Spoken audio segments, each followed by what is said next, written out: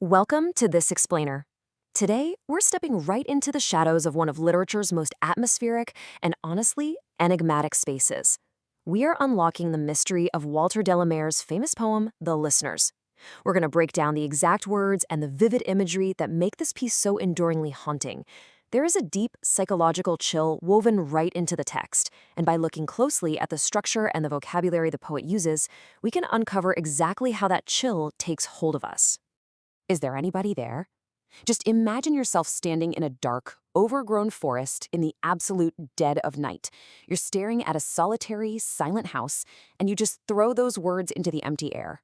That is the exact moment we are dropped into as the poem begins. There's no backstory, no preamble. It's just a solitary voice echoing into the unknown, asking a question that we, as the audience, immediately want the answer to.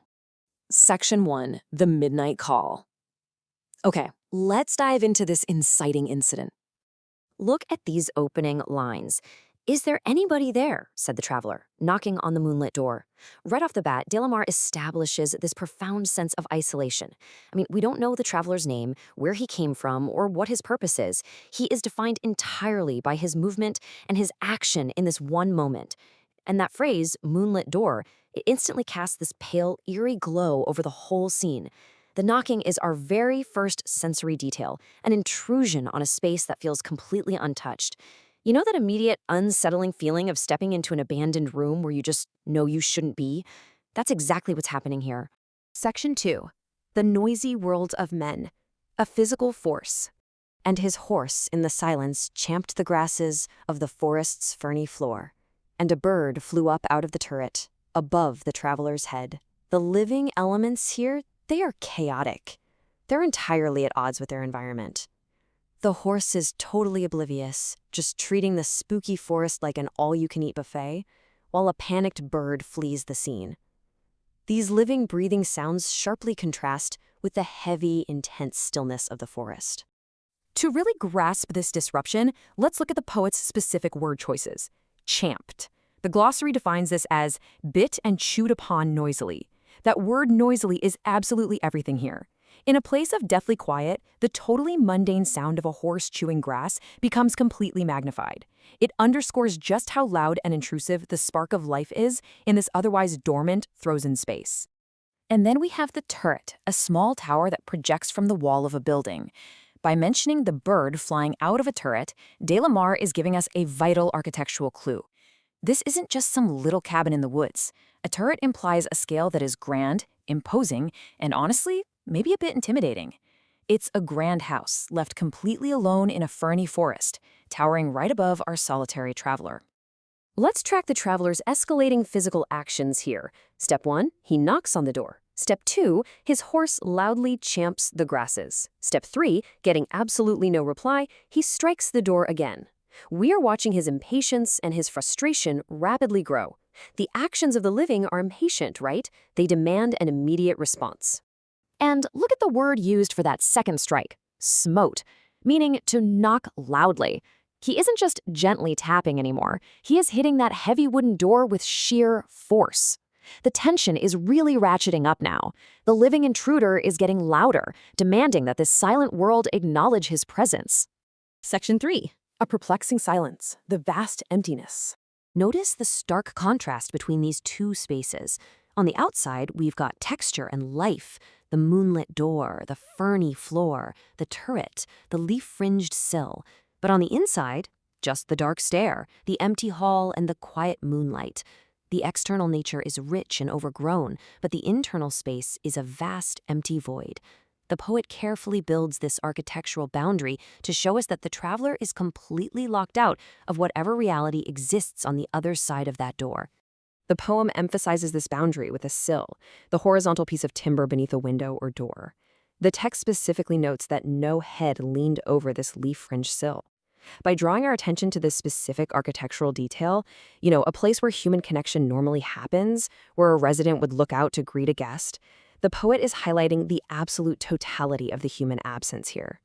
Now, what's really interesting about this moment is this sudden shift in the traveler himself.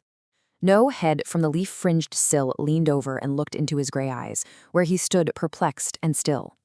The noisy, knocking, demanding traveler has suddenly stopped. The silence of the house has finally overwhelmed his noise. He has become completely still. And he is perplexed, which means confused. But it's a deep, deeply unsettling kind of confusion. The single word reveals the exact moment the traveler realizes that the normal rules of the living world, where you knock on a door and someone actually answers, they just do not apply here. His earthly logic has totally failed him.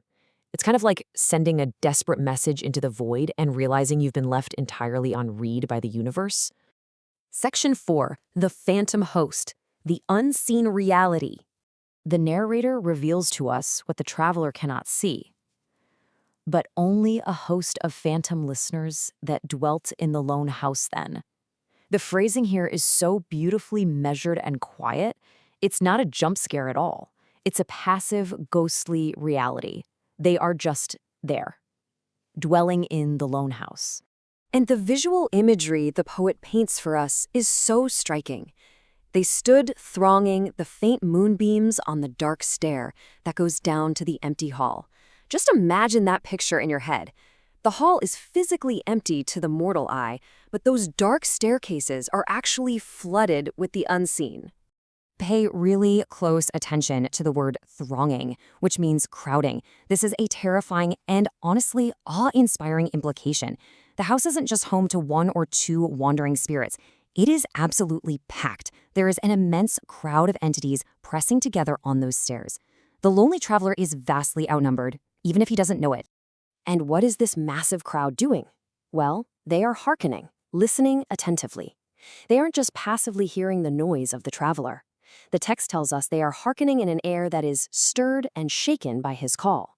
Their focus on this single, solitary voice from the outside world is so intense, so concentrated, that it literally alters the atmosphere inside that empty hall. Section 5. Two worlds colliding, incompatible realities. And this brilliantly illustrates such a dramatic irony. In the world of men, the traveler is lonely, loud, and totally perplexed. But among the phantom listeners, they are thronging in a massive crowd, completely silent, and they understand everything. The living man feels alone, but he's surrounded. The living man is loud, but he is the one who is utterly confused. Ultimately, the poem isolates the traveler. The phantoms listen to that voice from the world of men. By framing it exactly this way, the poet flips our perspective entirely. The lonely house doesn't belong to the living anymore. The living traveler is actually the alien intruder. He's the anomaly, just a brief, noisy interruption in the silent, eternal domain of the phantoms. Walter de la Mare never actually tells us if the traveler kept a promise, or who he even hoped would open that door. The mystery remains perfectly sealed. But understanding the exact mechanics of how he built this eerie, crowded silence allows us to fully appreciate the masterpiece. Which leaves us with one final, lingering question to ponder as you go back and read this poem again. If the house was abandoned to the phantoms long ago, who was the traveler really calling out to?